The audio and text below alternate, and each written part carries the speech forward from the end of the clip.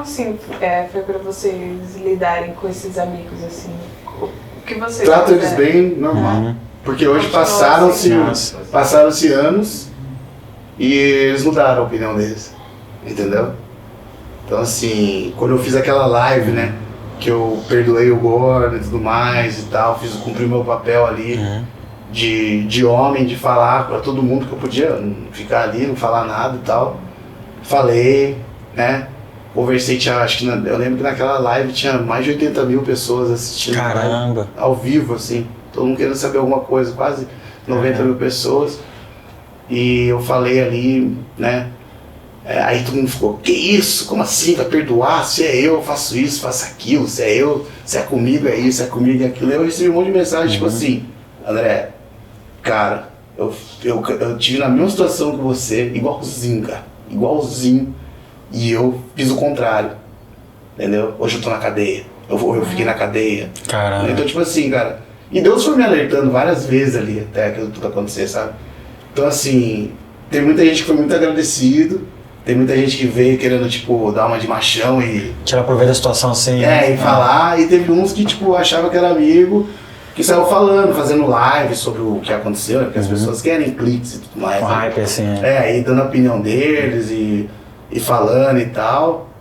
E passaram-se os anos e eles viram que, tipo, a palavra de Deus fala, né? O justo pode cair 7 vezes, mas Deus levanta ele 8, entendeu? Então, tipo assim, eu caí várias vezes, mas Deus sempre levantou, sabe? E essa foi uma queda muito forte, muito forte. Então, assim, que foi explícita, né? A minha situação espiritual foi explícita, né? Para a comunidade. Uma parte da situação espiritual que eu passei, assim, que eu tava passando. Então, assim, Deus teve que pegar o cara que tava se exaltando, cheio de orgulho, e humilhar ele, entendeu? Humilhar mesmo. E foi a forma de a gente achar uma restauração em tudo, sabe? Até a forma que eu tava tratando a minha esposa era diferente, entendeu? Eu tava agindo diferente. Se você vê o jeito que eu tava, minha barba, meu cabelo meio estranho, tava meio estranho. Sério? É sério, tu olha, tu tava meio barbudo, meio... Cara, a gente conhece assim, eu fiz, olhei no espelho e falei, nossa, isso aqui não sou eu, sabe?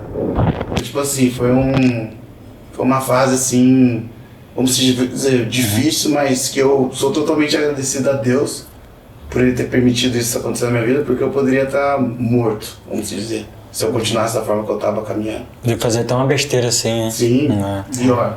Não é a mesma coisa que você fez. Perder tudo na minha vida, entendeu? E Deus estava me alertando, cuidado, você vai perder tudo, você vai perder tudo. Quando aconteceu aquilo ali, eu vi eu perdendo tudo, eu vi eu naquela situação, sabe? Então eu falei, não, peraí, tá errado, sabe? E assim, né, cara, qual foi a minha experiência, assim, né, como atleta?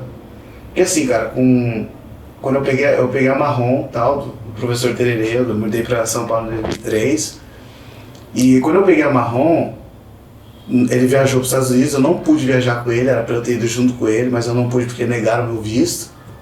E foi quando aconteceu todos os incidentes com ele na América, que ele, né, teve um incidente no avião, aí ficou preso e tal.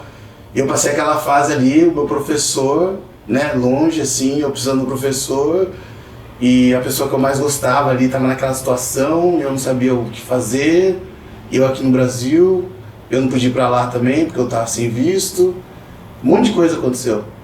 E assim, desde então, lá na TT, né, na academia dele, em São Paulo, Tererê e Teles, eu passei a ser o comandante ali. E eu era faixa marrom ainda, entendeu? Então eu já era campeão mundial faixa marrom, peso absoluto. E eu fiquei ali toda aquela fase ali, ele, né, 3 meses lá sem ver ele e tal, sem falar e tal.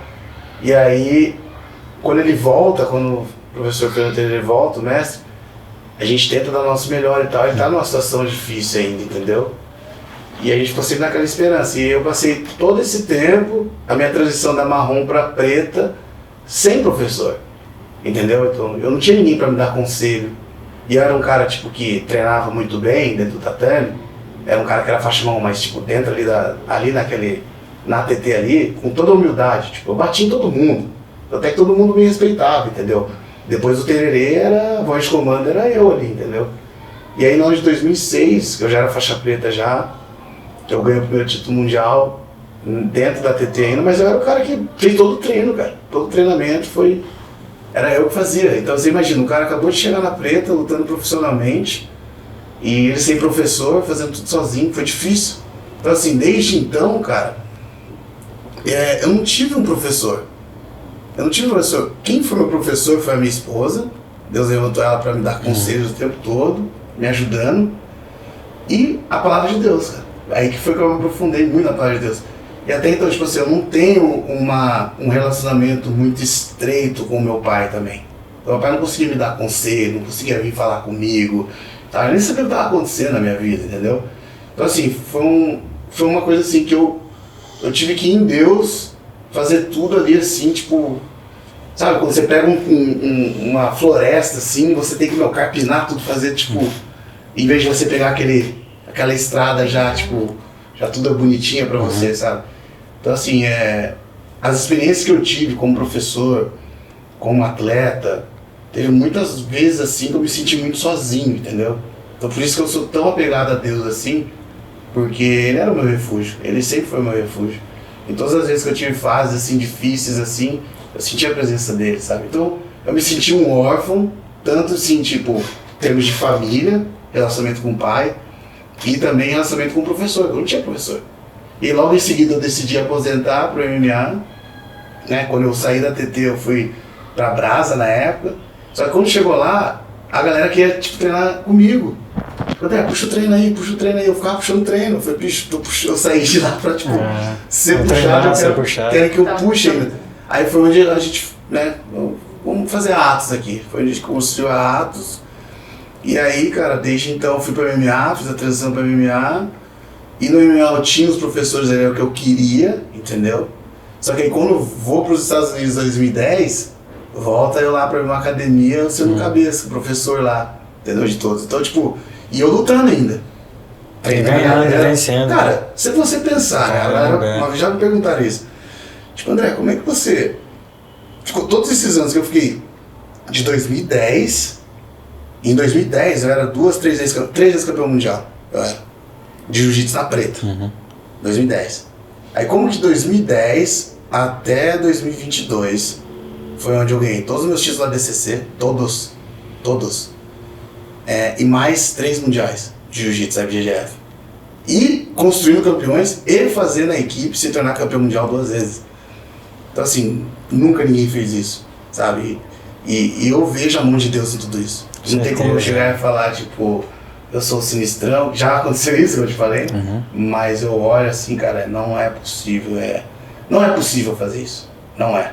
Porque eu olho, às vezes eu penso, caramba, agora que eu parei de treinar... Na sua própria força não é possível. Exatamente. Porque eu parei de treinar assim...